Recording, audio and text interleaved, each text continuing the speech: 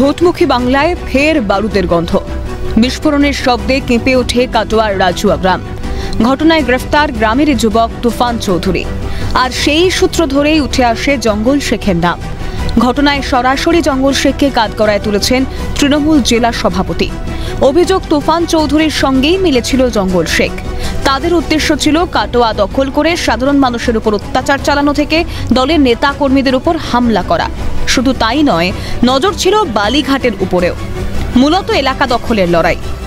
যেটা ঘটনা যে ওদের লক্ষ্য তো আমরাই, আমার উপর হামলা হতে পারে বা আমাদের কোনো বিশিষ্ট কর্মীদের ওপর হামলা হতে পারে, এবং সেই লক্ষ্যেই ওরা বোমা বাঁধছিল। জঙ্গল শেখদের একটা পরিকল্পনাই ছিল মহরমের পর কাটোয়ায় ঢুকে আবার দখল নেওয়া, মানুষের অত্যাচার করা। হ্যাঁ, তুফান চৌধুরী জঙ্গলের সঙ্গেই ছিল। আগে তো ওরাই বালিঘাটগুলো দখল নিয়েছে। হ্যাঁ, সবটাই ওরাই জোর করে চালাতো। তাহলে এখন কি সেটাই পুনরায় আবার নিতে চাইছিল? হ্যাঁ, সেটাও হতে পারে, সেই চেষ্টাও হতে পারে যে তাহলে একটা ফিনান্সের দিকটা আরও শক্ত হবে, তারপরে আরও ঘটনা ঘটাবে।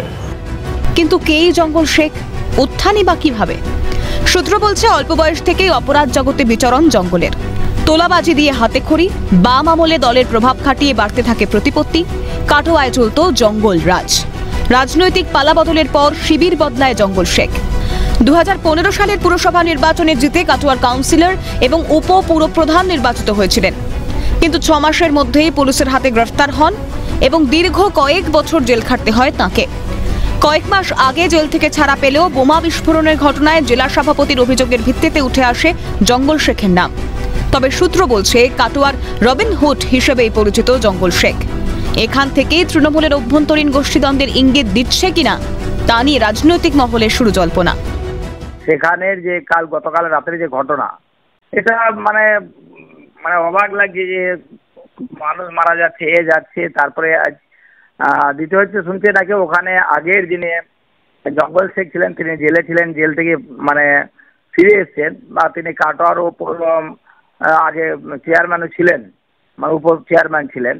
কিন্তু কেস হচ্ছে তাকে আর কাটোয়ায় দেখা যায় না। এখন তাদের গোষ্ঠীদ্বন্দ্বের ব্যাপারে দেখুন কি ব্যাপার আছে, এখন এই তো বোঝা মুশকিল। তবে তৃণমূলের গোষ্ঠীদ্বন্দ্ব যত নির্বাচন নিয়ে আসে তত বারবার এরকম ঘটনা ঘটতেই থাকবে। এখন দেখার পুলিশি তদন্তে জঙ্গল শেখের জড়িত থাকার প্রমাণ পাওয়া যায় কিনা। এই ঘটনায় কি 2026-এর আগে জেলার রাজনীতিতে পরিবর্তন আনবে, বদলাবে রাজনৈতিক সমীকরণ?